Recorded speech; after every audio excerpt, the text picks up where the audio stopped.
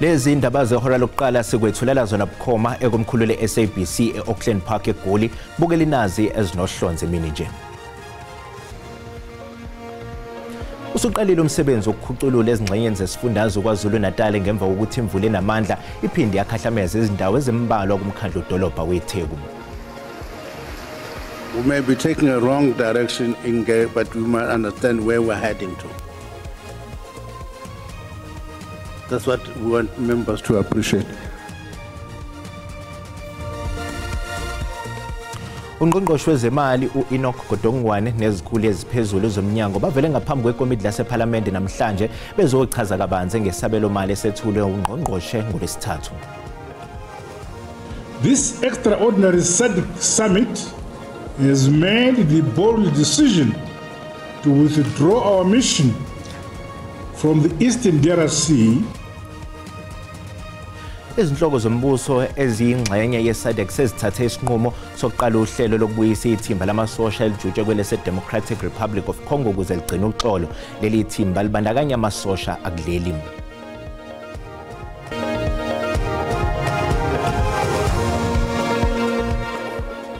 Ukuthola kube kwembukeli ngiyakwamukela ezindabeni zehora lokuqala ezingunqa phambili kanti futhi ke zihamba phambili la ku SABC 1 Mzansi for sure. Igama lami nginguDaud Phungula.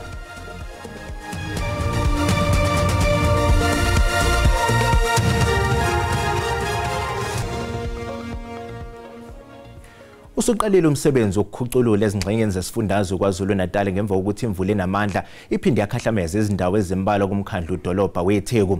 Kube ukuthi kushone wesifazane oyedwa omuke nezikhukhula ePinetown entshonalanga yeTheku.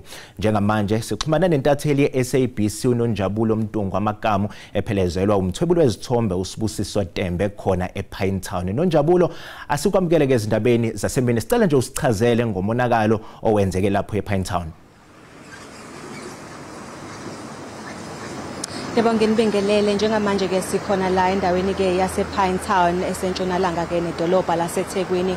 Indawo ke le sitsheliwe ukuthi ke ikhahlamezeke kakhulu ke ngezikhukhula ezenzekile kusukela ke izolo ebusuku njengoba ubona namanje imvula ke ezinamandla zisaqhubeka. Njengamanje ke sime ke kwi-bridge ke kumgaqo owaziwa ke ngoStapleton, and kulona ke le bridge ke kunomfula owaziwa ke ngokuthi umbilo. Wona ke lo mfula lapho ke abezimo eziphuthumayo kanjalo ke amathimba abhekelele izinhlekelele akwazile ukuthi ke akhiphe owesifazane obekade ke ephoseke kuona ke lo mfula izolo ebusuku ngesikhathi ke eshayela ke imoto yakhe. Sikutholile ke ukuthi ke ngenxa ukuthi imvula beyinamandla kakhulu izolo phoqelekile ke ukuthi abezimo eziphuthumayo bangasaqhubeka nokuthi ke bamcinge igcine ke sebeqhubeka namhlanje ekseni gcine setholakala ke nemoto yakhe sephangalele. Kodwa ke ukukhuluma nathi kabanzi omunye ke oyilungu lomphakathi futhi osebenza kuyona le ndawo okhalayo kakhulu ukuthi njalo uma kunezikhukhula ezifana nalezi babhekana ke nesimo esibi kakhulu neindaba ukuthi ke ibhizinisi labo liphoqeleke ukuthi ke ligcine selivalwa. Sinaye ke umama uPhindi Mange. Mama uPhindi, osichazele nje kabanzi isimo ebesiyona le ndawo. Siyazi ukuthi ke ushilo ukuthi ke amazinga izinga ke lamanzi beliphezulu kakhulu nigcine siniphoqeleke ukuthi nivale ibhizinisi lenu. Izinga lamanzi beliphezulu kakhulu ngangokuthi ke eqaleni savala inyanga yonke. Namhlanje nje asisebenzi simile ngenxa yokuthi kugcwele amanzi lana ayaphakama amanzi azafikela ngaphezulu kwamadolo. Eqaleni ahamba nayo yonke impahla yomqashi la ngaphakathi sakwasa ngasebenza inyanga yonke. Namanje futhi usuphindile futhi wadlula lento abathi bayakha lama bridge abathi bayawakha la ahamba ngaphezulu azayofuna ukungena ngaphakathi la sisebenza ngakhona. Mhlamba Mange, olukho usizo mhlambe nilidinga mhlambe nifuna ukuthi uhulumeni angenelele kanjani ngoba uthi njalo mekhona imvula ezinamandla nibhekana nalesimo? Uhulumeni fanele angenelele ngokuthi acabange noma uphakamisa leli bridge liye phezulu ukuze kwazi ukuthi amanzi angangeni lapha. Nezingodo kuqhamuka izingodo ziqhamuka kude zihambe ngaphezulu izona lezi ezifike ishaye lapha zishaye isango liso lingene ngaphakathi ziwise yonke into ziwise ngisho indonga. Uma ngabe uhulumeni ngasicabangela nje ukuthi singaluza umsebenzi ngoba baningi abantu abaluza umsebenzi ngenxa yalento. Mamange siyabonga kakhulu ngesikhathi sakho. Lo ke beku umama uMange obekade ke okade khala ke njoba nizwile ngesimo ke le ndawo eyisona ushilo ukuthi ke njalo uma ke kunezimvula ezinamandla babhekana ke nesimo ukuthi lo mgaqo ugcine ke sekholele kutheni uvalwe nebusiness labo livalwe. Kodwa ke abezimo ke eziphuthumayo bashilo ukuthi ke bamatasa njengoba ke imvula isaqhubeka bayacelwa ke ukuthi abantu bangaweli imfula mhlambe ama bridge ababonayo ukuthi ke asegungulekile njengamanje ke ngicela ke ukuphosela izintambo kuyena ke umlingani wami uNonhlakanipho Magwaza.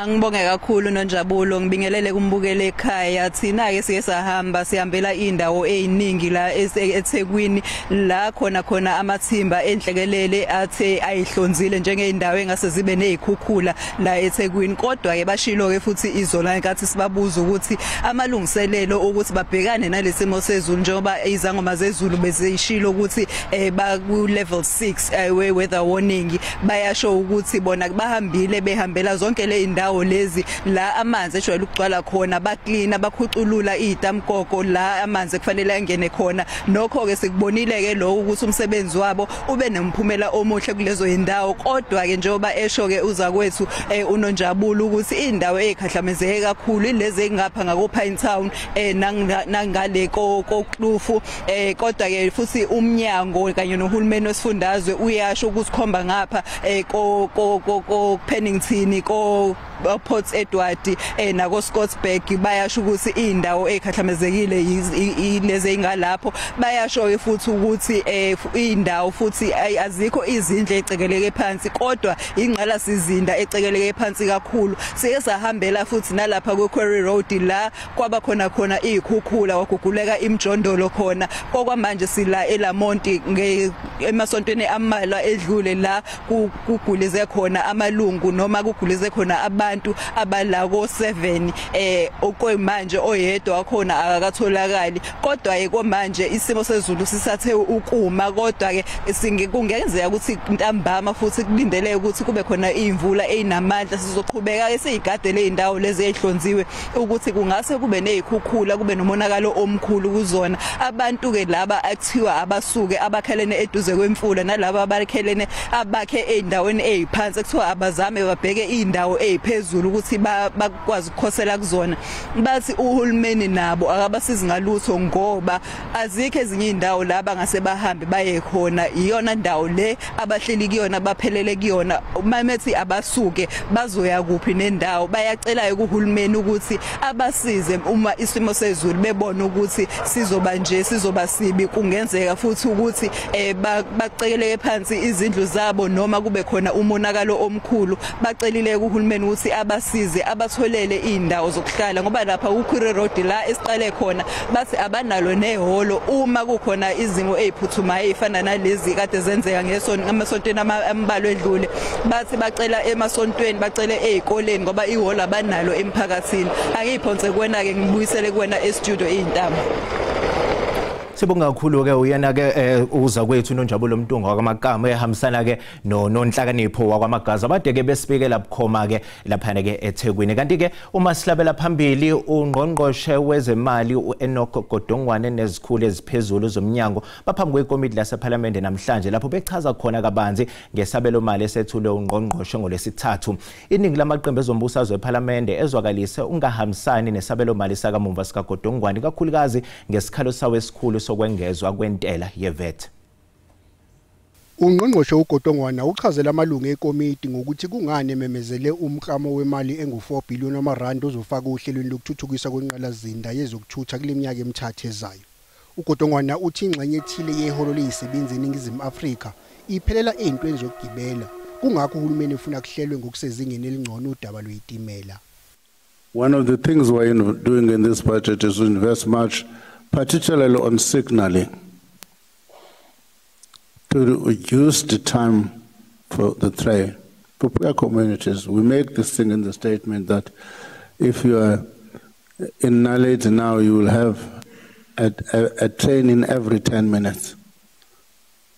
If you are in Khayelitsha, you will have a train in every 10 minutes. That's our ambition. uKodongwana ucizelele kumalungu ekomiti ukuthi noma ngabonakala sengathi bashaya eceleni ngesabelo mali kodwa kufanele aqondisise ukuthi ikuphi okuhloswe umnyango wakhe. So I thought I should make those remarks as far as the DG is going to present to understand where we are heading to. We may be taking a wrong direction but we might understand where we're heading to. That's what we want members to appreciate. uKodongwana uqagule ukuthi okuqukethwe isabelo mali kuzokwelekelela iPrasa ngokuthi ithole izitimela ezintsha ezisondele emakhulwini amathathu ezizosatshalaliswa ngokohlelo lokuvuselela kabusha kukaloliwe. Kusenjalo iANC igxeka iDA ngokungeseki isabelo mali esethulwe ngungqongqoshe wezemali uEnoch Godongwana ngolesithathu. Deputy Speaker, njengoba nje kuvela ukuthi iDA ayikweseka ukwenyuswa kwentengo yempahla ethengwayo ngo-0.5%, iANC izwakalise ukweseka lokhu yathi kuzosiza ekuhlanganiseni amabhiliyoni amarandi adingeka enhlelweni zenqalasizinda kuleli. The proposed VAT increase of 0.5% points in each of the next 2 years, bringing VAT to 15.5% in 2025 and 16% in 2026-2027. Ungqongqoshe ofisi likaMengameli uKhumbuzo Ntshabeni uthi iDemocratic Alliance iqhuba inhloso zayo zombusazwe njengoba futhi kuke kwanezinto abangavumelani ngazo phambilini. It's about politics. It's about the BILA Act that seeks to make sure that children have access to schooling and better in the areas where they reside. It's about BILA that makes sure that children can have access to early childhood early child development learning. KPDA yakuphika lokhu ithi lento yokwenyuswa kwentengo izothwalisa kanzima izakhamuzi. It must be clear here to South Africans that the Democratic Alliance's fight against VAT started at 2% and it's still ongoing at 0.5%, particularly because you cannot, in all honesty, within an economy that is not growing, where people are not getting jobs at a fast enough rate, tell South Africans that they must pay more for soap to bath. ANC izoba nengxoxo namanye amaqembu ezombusazwe ensukwini ezizayo ngenhloso yokuqinisekisa ukuthi siba impumelelo isabelo mali. Izinhloko zombuso eziyingxenye yeSADC sezithathe isinqumo sokuqala uhlelo lokubuyisa ithimba lamasosha elijutshwe kwelase Democratic Republic of Congo ukuze ligcine uxolo. Leli ithimba libandakanya amasosha kuleli. Umengameli waseZimbabwe Emmerson Mnangagwa esikhonjeni sakhe njengosihlalo weSADC usememezele ukuthi sebefinyelele isinqumeni sokuhoxisa amasosha akuleli kanye nakwamanye amazwe atshalwe empini eqhubeka eDRC. This extraordinary SADC summit has made the bold decision to withdraw our mission from the Eastern DRC. The withdrawal of some DRC notwithstanding, our august regional body will remain seized with the political and security situation in Eastern DRC. iSADC ithi ukuhoxiswa kwamasosha eDRC akumele kubhekwe njengokwehluleka ukwenza umsebenzi abejutshelwe wona. It's not a failure, it's just really looking into the strategy, going back into the diplomatic route. And withdrawing does not necessarily mean SADC is completely withdrawing out of the DRC. We will still assist the DRC in many other ways, especially the diplomatic route. It's not a failure per se. You cannot solve a conflict only by using military means. You have to run a parallel structures, which at times run concurrently to address the main problem. So until such time that the UN, AU, and SADC leaders bring everybody under one roof, then the need for military, if they agree, will not be there. Uholomisa uphinde wadalula ukuthi amazwe angamalungu eSADC avumelene ukuthi akhiphe imali eyizigidi ezingama-93 zamadola asemelika ukuze kuxhaswe uhlelo lokuhoxiswa kwamasosha eDRC. Bukele sisathi qu ezitolo kanti uma sibuya sizokuphathela uWT. On count 1, the murder of Mpho Donald Ndou, the accused is sentenced to life imprisonment. Usekhixabezwe ngodilika jele uEnoch Ndou nowalahlwa amacala okudubula bulala amalungu omndeni wakhe isikhombisa ngoKhisimusi wango-2021.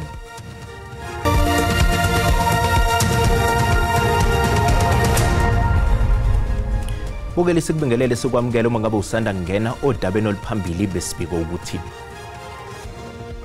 usuqalile umsebenzi wokukhuculula ezingxenyeni ezesifundazwe kwaZulu Natal ngemva kokuthi imvula enamandla iphinde yakhahlameza izindawo ezimbalwa kumkhandlu dolobha weTheku.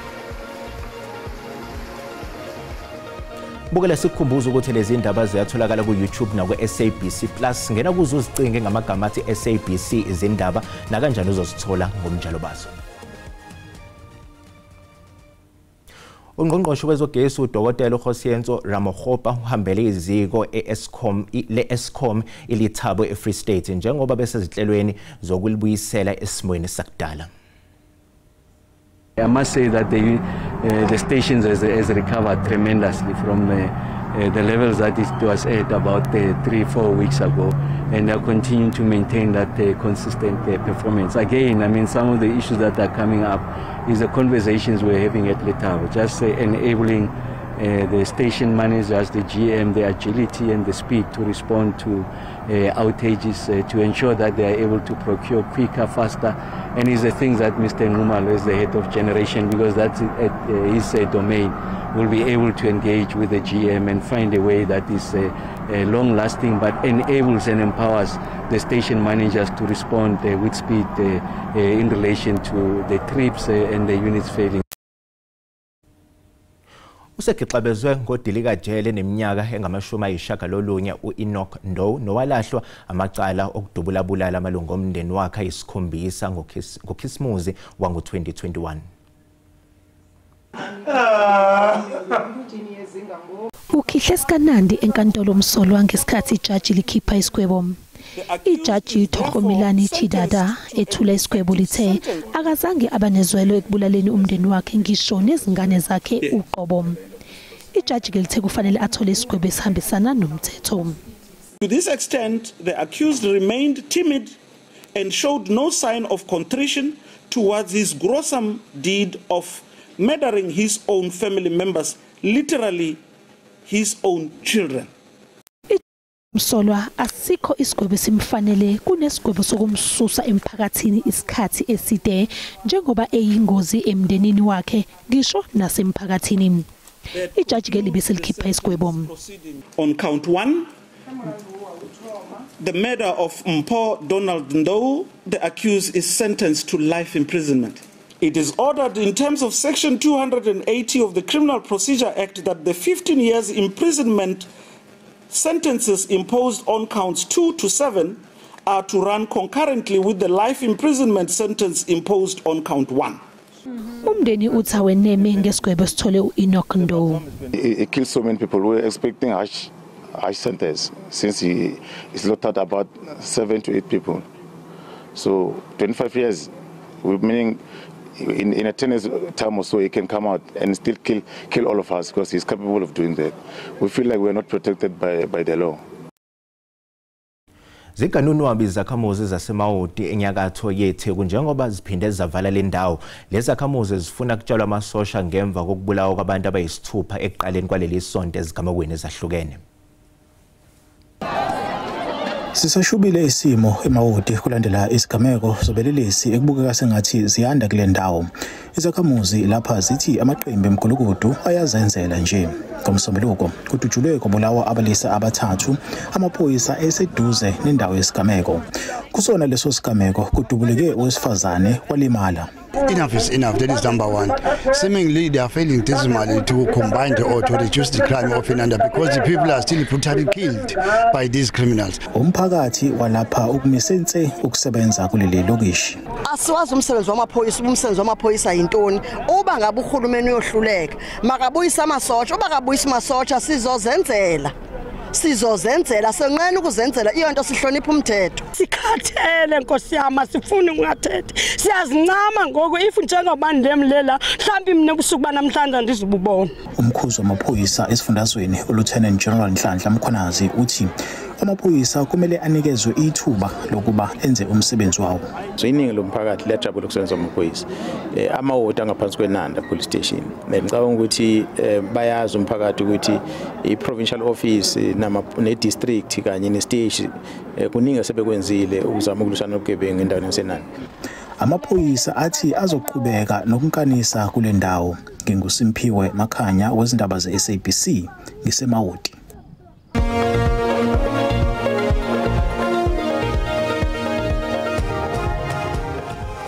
Bukeleza guqa izindaba zehora lokuqala ozakwethu bayeza nezindaba ngolimi lesiSwati umagamanxa ihora lesihlanu. Thina ke sizobuya nezinye izindaba uma libumbana ihora lesikhombisa kusihla. Mbukeli sale kahle.